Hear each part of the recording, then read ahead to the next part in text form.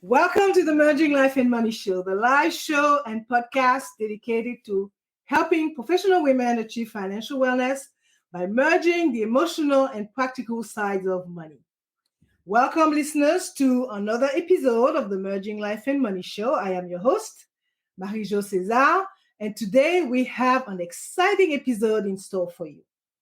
If you ever wondered how to take control of your finances and break free from traditional banking constraints, this episode is a must. We are absolutely thrilled to have with us today Jerry Feder, the founder and CEO of Wealth Dynamics.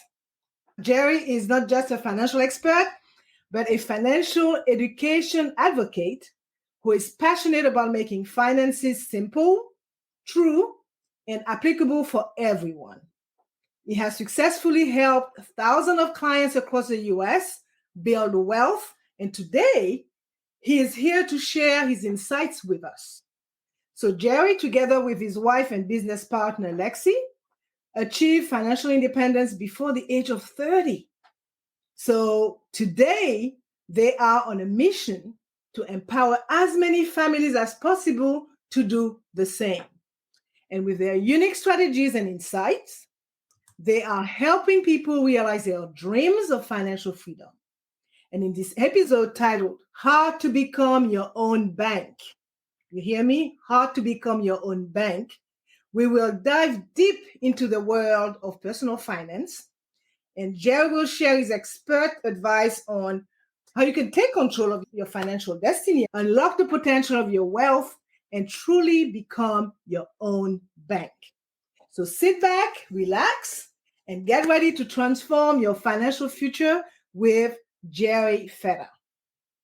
Thank you for being with us today, Jerry.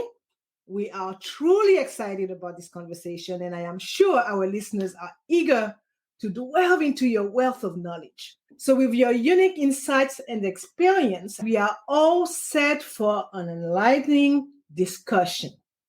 So if you are tuning in from iTunes, Spotify, Google Podcasts, iHeartRadio, or any other major podcast platform, thank you for being with us today. I am delighted to have you. So without further ado, let's get this conversation on the road. So Jerry, can you give our listeners a brief introduction about yourself and your journey to founding Wealth Dynamics? Now, my first question to you is, can you start by giving our listeners a brief introduction about yourself and your journey to founding your company?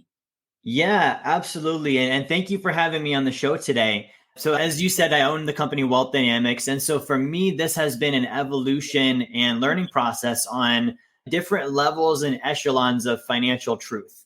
Back when I was a kid, we grew up in poverty. So my mom and dad got divorced. My mom was raising me and my two brothers for the most part by herself. And so when I was 8 years old, all in one summer, I watched my mom and dad get divorced. House got foreclosed on. Car was repoed. On my mom and dad's side, each side, we were homeless for a couple of months. And that was all in the year of 8 years old, right? So money was this thing for me initially where I had very bad experiences with it, no examples, no education, no information. And so as you fast forward, I got into kind of what I would call the retail or traditional financial services industry. A lot of retirement planning, stocks and bonds and mutual funds and all those types of things. And I did a lot of learning there. But what I noticed was I would meet with someone and they were set up for when they were 60, but they were still terrified of next month. They didn't know how to handle their income. They didn't know how to handle their expenses. They didn't know how to handle their debt. And so it really, even though it was helpful that we were doing a plan for when they're 60, I need solutions today. So that was a big part of what I did. And so when I was actually 21 years old, my mom was my first client. She got up to age 60. And so that's the year you're supposed to be able to retire. She was diagnosed with stage 4 cancer and passed away 6 months later. Oh, dear. Yeah. As you can imagine, the whole retirement planning idea, I watched it unravel and not work with someone who was very important to me in my life. And that was a paradigm shift on there has to be a better way to do that. And that's what Wealth Dynamics is about, is financially funding abundance and prosperity in all dynamics of life, and doing that now rather than deferring it and putting it off until later. Yeah, totally. My God, what an exciting and insightful journey that you had from poverty to being the CEO of Dynamics. Let's start with the blueprint to financial freedom. Yeah. Could you give us an overview of what it is and how it can guide individuals on their journey to financial independence? Yeah. So the blueprint was something that it was years of just working with clients, obviously working with my own finances, and also studying historically, what did the wealthy actually do? And when I was a financial advisor, you learn a lot of what I would call the right answers. You take the tests, you learn what you're supposed to learn about how to do planning and different things. But I was seeing a difference between what I was offering to people and what I was seeing wealthy people actually do. And so as I started studying, I was seeing a lot of the historically wealthy families, and I call them old dead wealthy families. They're people who you can go read their biographies and find out from start to finish what they did. I was seeing a lot of them were doing things like investing in small businesses, investing in real estate, and there was a lot of commonality there. And so I combined that with, as I started working with clients, I was seeing that people would sign up for a retirement plan and an insurance plan and a this plan and a that plan. And none of it was often in sequence. They were very confused, disorganized, and they had all these different products and services that were done at random. And so what ended up happening was it created this confusion and financial mess for people. So the blueprint was me looking at, okay, what did the wealthy actually do? And then what's the correct sequence? So it's kind of like if I'm building a house, and that's why we call it a blueprint, there would be a right time and a right place for each part of that build.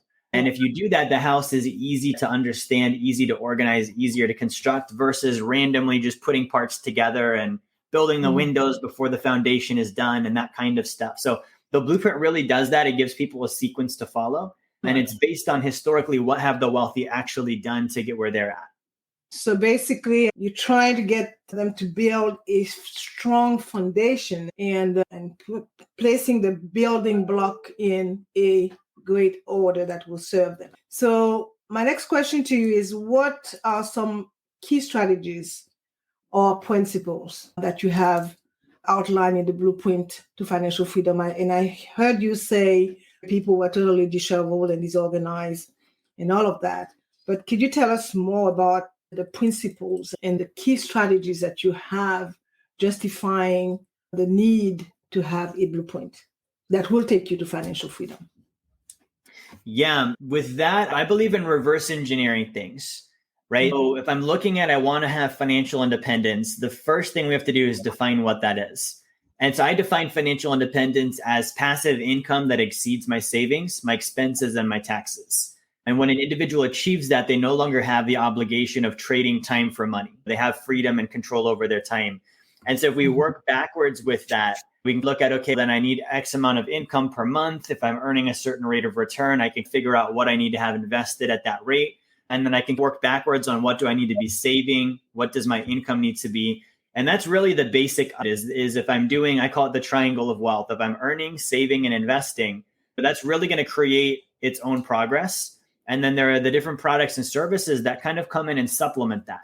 I'm big into health and fitness. It's if I'm going to the gym and exercising, and also I have a good nutrition program, that's really the main part. And then there's vitamins and there's supplements and different things that can enhance that, but they're never going to replace it. I've got to do those basic fundamental actions first. So we're very big on that sequence. Education is a big key for us first. We make sure that people are reading, studying, learning. We have a challenge we do with our clients called the Big Three. And so the Big Three is every day, an individual should spend at least 10 minutes a day learning about money. And that can be a podcast, it can be a video, it can be an article, but it's that consistency factor. There's so much to learn about finances. You don't need to learn it all tomorrow, but 10 minutes a day over a long period of time, you really start to build up that base of knowledge. Can you share a success story of someone who followed the blueprint to financial freedom and achieve significant results?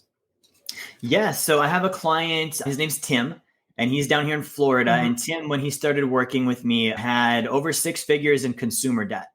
He had student loans, credit cards, and he was a high income earner. And I noticed with high income earners, a lot of times the more they earn, the more they spend.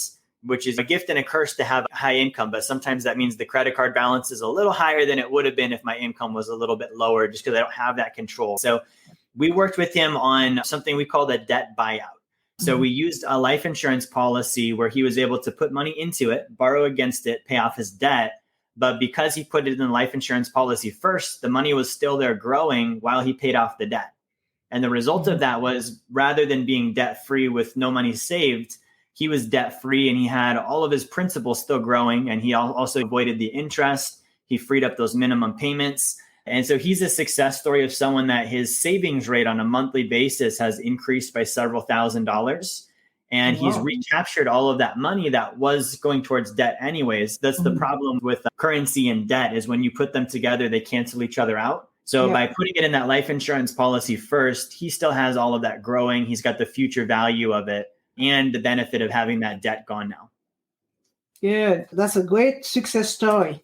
And so this speaks to the strength of that blueprint, I would say, action plan that you have in place. So tell me, how does the blueprint to financial freedom differ from other financial strategies or methods? So the biggest part is the sequence, right? So when we work with clients, we're very big on get the education first. And let's say someone's brand new starting out, get educated, make sure you're earning more than you're saving. Then we get on a forced savings, income is higher than expenses. We're doing a forced savings plan. We're starting to go after debt. We make sure you're protected. We really lay that foundation. And then once we get into the point where a person is what I would consider solvent, where they've got income exceeding expenses, the savings, no consumer debt, they've got their insurances, then we start getting into things like estate planning and tax planning. And this is one that a lot of people will do backwards. They'll get into investing, then they'll think about the taxes and the estate planning, and it's it's this scramble and a little bit of a mess on the back end, to be honest. So we tell people, let's do this proactively. Let's set up your entire estate plan. Let's do your tax plan, and then let's invest after those things are done. And then when we invest, we only invest in things that are going to produce passive income now. So we're not really big on deferring for retirement until age 60. That's the lesson I learned with my mom. We would rather have someone invest in a way where they're going to earn passive income today. And one of the metrics we go after, Mary Jo, is that if you study the top 1%, historically, they save 40% of their pre-tax income. And for a high income earner, that might be very well possible. For the average American family, it's not. And so that's where that passive income comes in. If we have passive income, we now have more money we can save, and it gets us into that 40% rule. We can invest even more. It gets us closer to financial independence. So that's a big key difference. And the other one is ours is let's do it in 5 to 15 years plan, not 40 years. I'm 30 years old. I really don't want to wait till I'm 60 to be able to enjoy the wealth I've built. I want to do that now and have that happening today. That's a new generation for you. So that's good because, the dynamics are changing. Absolutely. Yeah. Okay. So that's great. So I heard what you said and the sequences in which your model works. That's what really makes a difference, so that people have a logical path that they follow in order to build wealth, if I understand correctly. So tell me, can you, and you mentioned it, but for the benefit of our listeners, can you discuss the importance of having a clear plan, like the blueprint to financial freedom for our financial journey?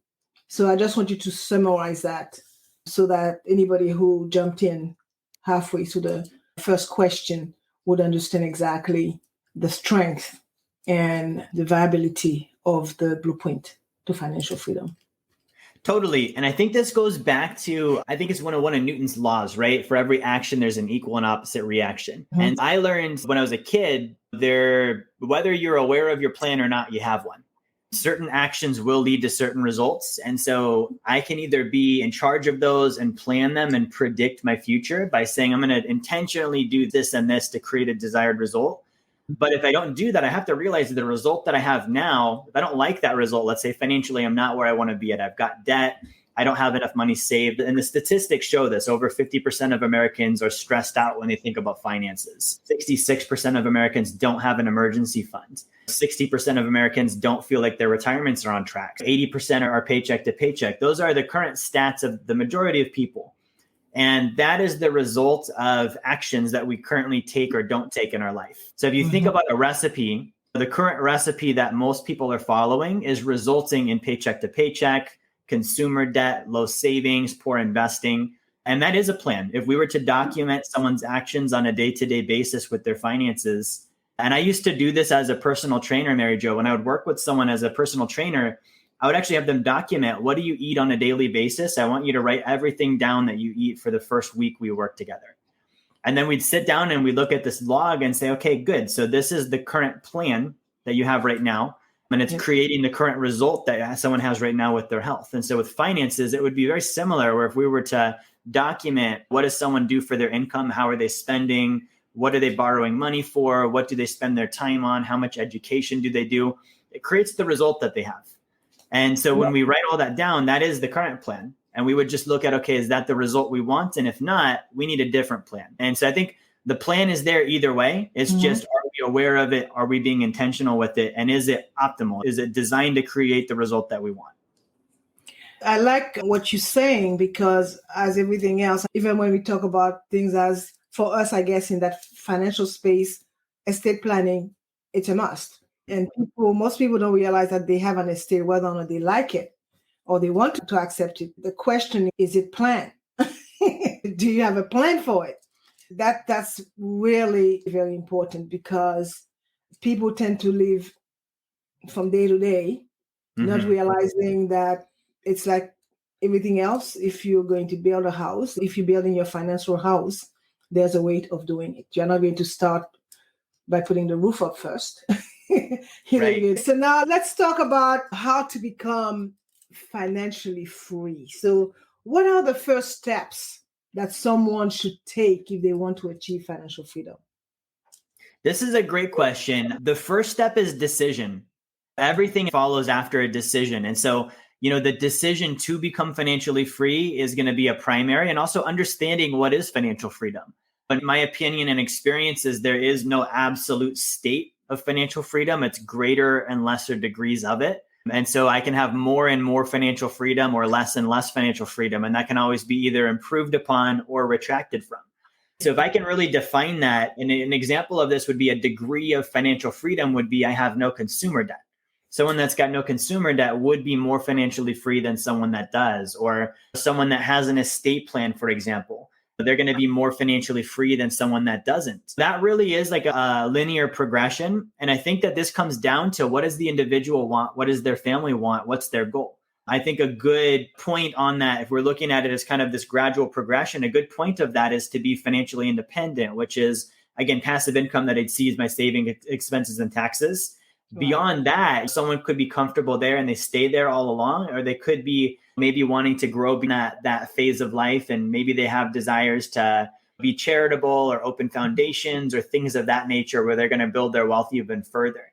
I think that's a starting point. And then step by step is just, what's the next best thing I can do? And it goes back to that sequence, right? A big part for me of being financially free is also free from financial institutions. And not to say that they're all bad. For example, if I can become my own bank instead of using someone else's bank, that gives me a little bit more financial freedom, where I'm not subject to the whims of what happens with them. I've got more control. So it really comes down to gaining more knowledge, deciding I want to take more responsibility for my finances in that incremental way, and then looking to do things that give me more and more control. For that, though, they will need to be financially educated, for one, and also they will need to be financially literate, because it's not a given, particularly in the state of affairs right now in America. And you did quote a few statistics as to how people are faring from a financial standpoint. So that is very important. So what I heard there is that the first step is make a decision and define what financial freedom means to you. And from there, apply the sequence that you have in your blueprint. And of course, one of the main topic of this show is becoming free from financial institution. which there are a number of investment vehicles available for that, which I'm sure can be the topic or topics of several more shows if we get into it. Yeah. So tell me, what else some common misconceptions that you've come across about achieving financial freedom in your work? What are the common ones? Because there are plenty misconception when it comes to achieving financial freedom. So what would you say? Give me 3 of them, for example. Yeah, that's good. So I think the first one that I would say is that the average person does not understand the difference between money and currency. Currency is a medium of exchange. Money acts more as a store of value and can be used as a medium of exchange. Back to this triangle of wealth that I mentioned at the very beginning of our talk, we have to earn, we have to save, and we have to invest. We do each of those in different things, different vehicles. So we've all heard the phrase, it's not just what you make, it's what you keep. It's also not just what you keep, it's also where you keep it. And so I should earn, when I earn, it should be in currency.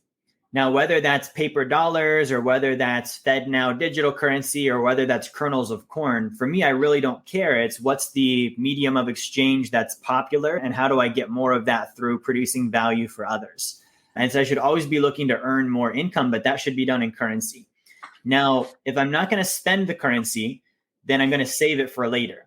And that's where it comes into, I want to go into an effective store of value. Currency is not an effective store of value due to inflation. If you keep your income in paper currency and you leave it there, you're losing value every year. It buys less and less each year that it stays in paper dollars. Even if you put it in a bank, that's the case. So then it comes down to putting it into real stores of value that are going to A, keep my money safe, B, preserve it to some degree, and C, be liquid enough that I can then use it to invest. And that's the next point of this is we invest. When we invest, we're investing in assets, right? And so I think that's a misconception is people will earn income in paper dollars. If we're here in the US right now, they'll save it in paper dollars. And then they don't really plan ahead on the investing part. So they'll save it, the money loses value. If they do invest it, they put it in something that's not going to be available to them right away and it doesn't really increase their income. So if you follow that sequence, I earn it in currency, I save it in store values, I then put it into assets that, again, supplement the income. So I earn more currency. And that triangle repeats itself and continues to grow each time you go through it. Yeah, which brings me to another concept that, again, which is not so much the topic of today, but asset allocation and diversification and all the whole 9 yards, which is very important for your growth of your asset. So in 2 sentences, tell me, what do you mean exactly when you say become your own bank? So in 2 sentences, when you deposit money in a bank, the bank borrows against your deposit, invests it, makes profit, and pays you nothing. So you can do the same thing in your own life and cut them out as the middleman. Okay.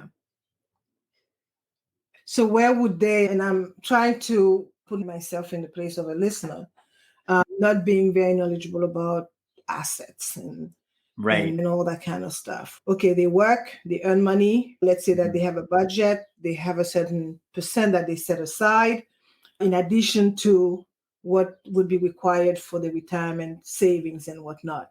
So what do they do? And I'm saying that because in my experience, lots of people are not financially educated. And they tend to talk about financial literacy, but to me, literacy is a measure of competence. So you cannot be literate on a topic if you're not educated on it. And to me, that's a vast majority of people worldwide. So in order for them to become their own bank, what would be the basic requirements that they would need? Yeah, so it does start with education, right? Let's say that I'm a high income earner and I'm currently putting money in a bank. Now, that's where I save. I get my paycheck, it gets deposited in my checking account. There's a degree of literacy that I need to have on just understanding what happens when I do that. Several years back, if you would have told me, hey, Jerry, when you get your income, you put it in your checking account, you're actually extending an unsecured loan to the bank. They're going to borrow against your money, pay you little to nothing, and then put your money at risk. And when they do that, they're making anywhere from 400 to 1,300% on your dollar and paying you like 0.2 or 0.3% interest. I wouldn't have known what you were talking about. Because when I went to the bank, they didn't tell me that. I didn't have that conversation with anybody. It wasn't, clearly in the documents I signed. They still So don't.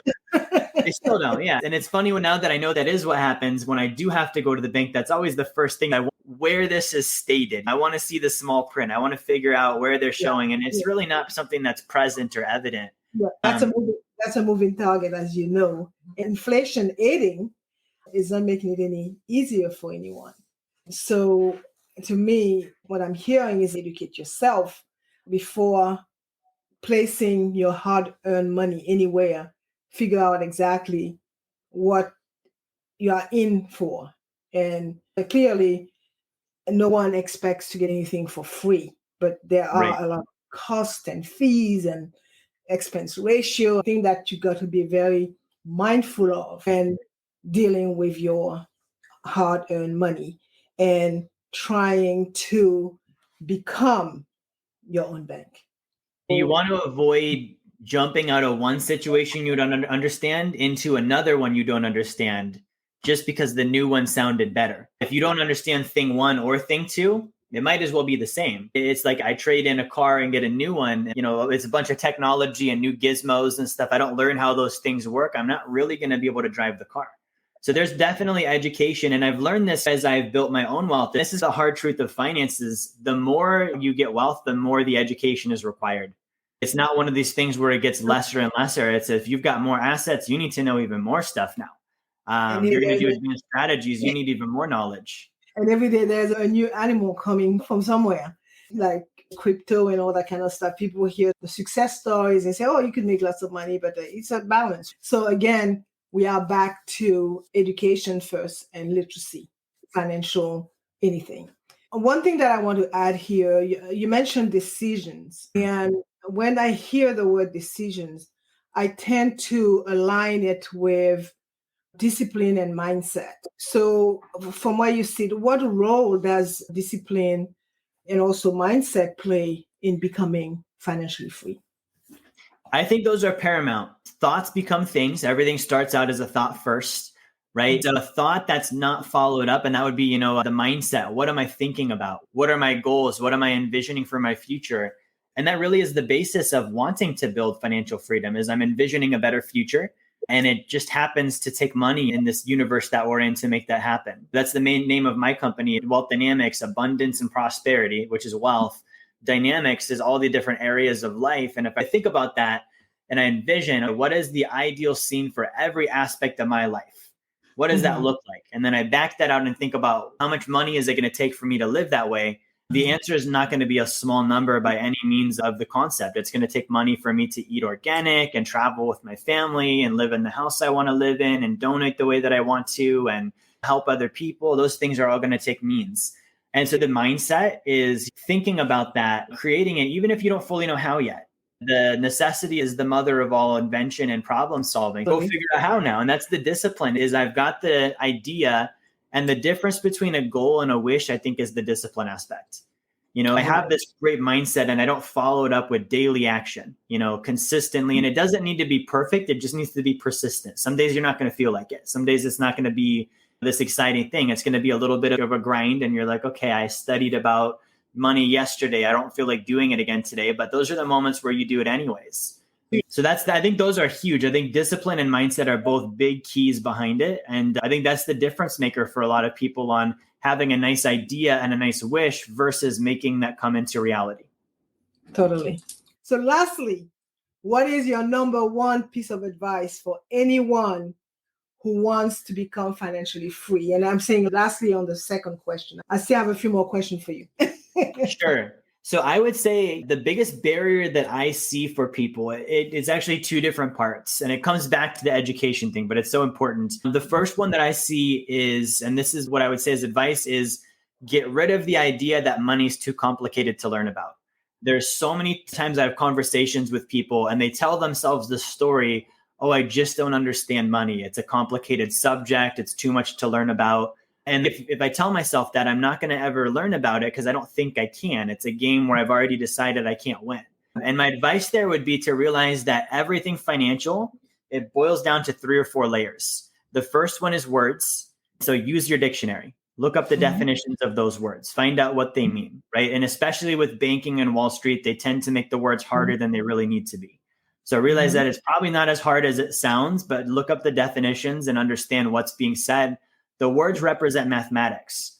Now, fortunately, the math doesn't go very far beyond basic arithmetic. If I can add, subtract, multiply, divide, or just use a calculator, I can understand the numbers that are involved. And then those mathematics usually represent a concept or a solution. If I can understand what problem is being solved, what's the concept or solution, what is the math behind it, and then what are the words that are being used to represent that math, money becomes very simple. And on the flip side is also the I've heard it all already, like the kind of the I know it all mindset. That's the other thing that can happen is people are either one side of it's too difficult, I don't know how to learn about it, or they're the other side of I've heard this before, I read that before, I watched that before. But like you had said, literacy and competence, for me, I think that shows up in results. If I don't have the results, I'm still missing some knowledge somewhere, even if I've read something 100 times over. Great. Thank you for that. And moving right along, I want to get it right. So congratulations on your new book. Yeah. And I'm talking about the men in the arena.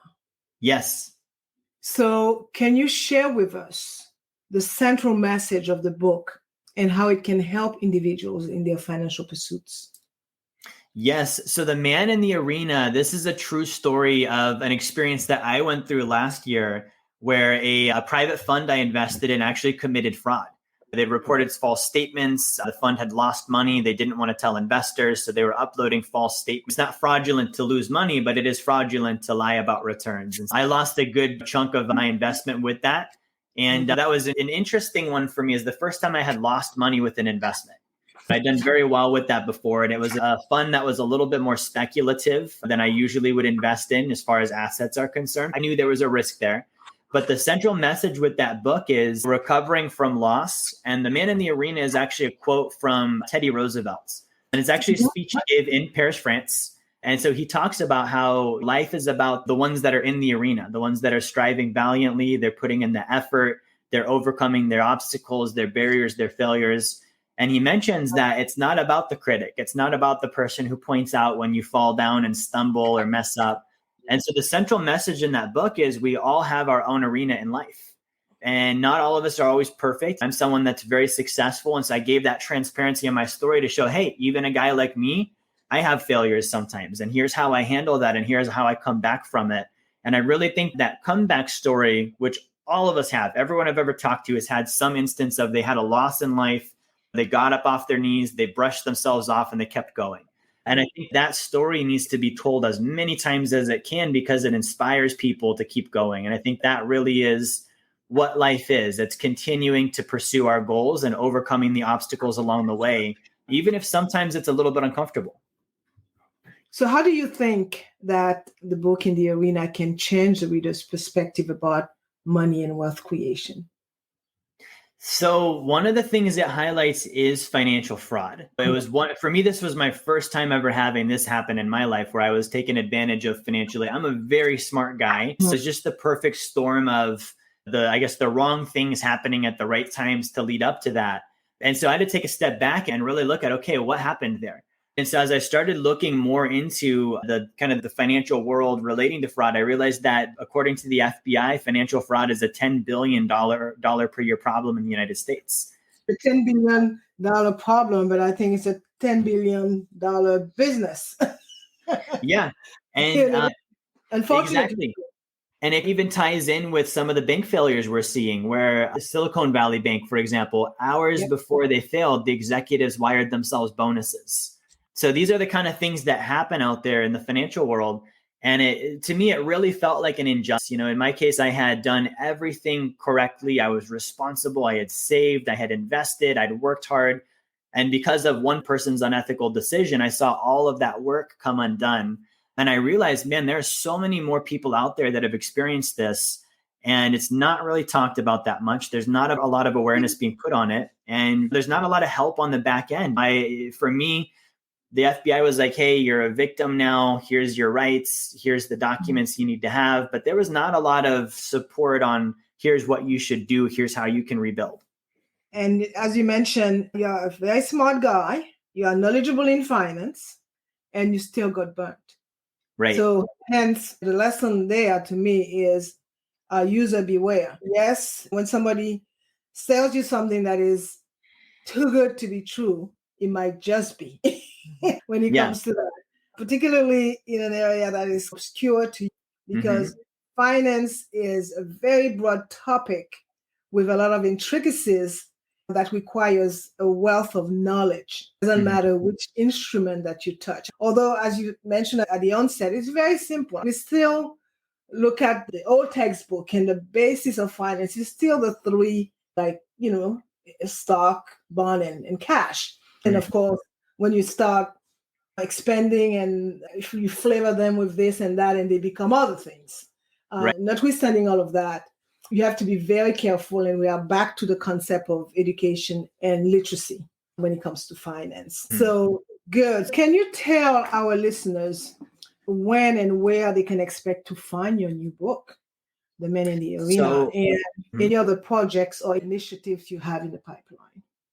Yeah, Man in the Arena is on our website. And the cool thing about this book is we're actually taking 100% of the proceeds and using that towards creating awareness of financial fraud and also helping make whole those that were impacted by this fraudulent funds. It was one of these things where I knew a lot of people that were invested in it, people that were friends, family. It was a referral network. Very similar networks were inside of it, and they all lost money with it. So that's the cool thing we're doing is we're taking the proceeds and just using it to help make that situation as good as we can and contributing to it. You can go to store.jerryfetta.com and you can get a copy of that. And then as far as other initiatives, we're also launching later this year a public charity. That's going to be the purpose of it, is creating awareness for financial fraud, helping make whole victims of financial fraud. Just because there wasn't a lot, for me as an investor, there wasn't a lot on the back end in that. The bad guy gets arrested, the court case happens, he goes to jail. That's great. That doesn't really repay anyone. And sure, restitution can be ordered, but if you throw a guy in prison, he's not probably going to repay anyone anytime soon. So, Correct. Yeah. That's a resource that I felt compelled to start to be part of a solution for. Awareness is where it starts. And I'd love to build that up to a point of when this happens to someone, they'll be able to reach out to our foundation and be able to get help, get resources, maybe even get money donated to bring some of their money back. So for the benefit of the listeners today, all that information will be in the show notes when you go on the various platforms where you could access today's episode of the Merging Life and Money show. Lastly, Jerry, again, for our listeners who are interested in working with you or learning more about your financial strategies and wealth dynamics, what is the best way for them to get in touch with you or connect with your team? So firstly, I would say to follow us on social media. Back to the education. We do a lot of free education. We're very big on TikTok and also Instagram. So if you look, and I do have your information scrolling at the bottom of the screen as well. Yeah, so awesome. Yep. And I keep it pretty simple. They're just my first and last name, JERRYFETTA on either of those platforms. So you can follow us there. And then I also have a free ebook that you can download for free. It's going to be jerryfetta.com/bank fail. And that is how to protect yourself from bank failures. We've had 4 or 5 big ones in a very short period of time. And I've heard of more coming down the pike as well. So it's only been 8 weeks that the Silicon Valley Bank issue arose, and we have 2 more victims since. So I think the floodgates are slowly opening, unfortunately, but it is what it is, and we have to prepare for it. Yeah. So this ebook gives information on how banking works, right? Back to, if I'm putting money in a bank, I think everyone should understand what they're getting involved in, what the bank does, and what the risks are. So you'll get that information, and then also just some solutions on what you can do to protect yourself against that, to be the cause over your finances rather than the effect of your finances in that scenario. So that's a free download people can grab. All right. Thank you very much, Jerry, for that. This brings us to the end of this very enlightening episode of the Merging Life and Money show. So we want to thank you, Jerry, my special guest, for sharing your wisdom and insight on achieving financial freedom, from exploring the messages in your new book, The Man in the Arena by Jerry Feder, from unpacking the strategies in your blueprint to financial freedom and discussing practical steps to becoming financially free. We've learned so much about how to take control of our financial future. Remember, listeners, that the path to financial independence, it's a journey, not a sprint. The principles and strategies that Jerry shared today are tools you can use to navigate your way to financial freedom. So before we wrap up, we have a few calls to action for our listeners. Okay, check out Jerry's book. That's a must. To delve deeper into his insights on personal finance and wealth creation and how to avoid fraud, it is or it will be available in all major bookstores and online, I presume. And if you are ready to start your journey to financial freedom, consider signing up for Jerry's Blueprint to Financial Freedom course. And there will be a link again in the show notes where you could have access to this resource. Very helpful, comprehensive guide that will give you the tools you need to take control of your financial future. And lastly, don't forget to stay connected with us. So make sure to subscribe to our podcast, share this episode with your friend, and leave us a review. Your support helps us continue to bring you inspiring guests like Jerry. So thank you once again for joining us today. And we look forward to bring you more insightful conversations on the Merging Life and Money show. So stay tuned for more live shows and podcasts covering a wide range of financial wellness topics. I will see you next week, Thursday, at 7 p.m. Pacific Standard Time, 8 p.m. Mountain Time, 9 p.m. Central, 10 p.m. Eastern, 11 p.m. Atlantic Time, and noon Friday, Brisbane, Australia time. Thank you for being here on the Merging Life and Money show. To stay connected, be sure to follow me and follow Jerry on social media and subscribe to our podcast. So let's continue our journey to financial wellness and success. I am your host, Marie-Jo César. We'll be back again next week. Until then, continue merging life and money. Bye for now.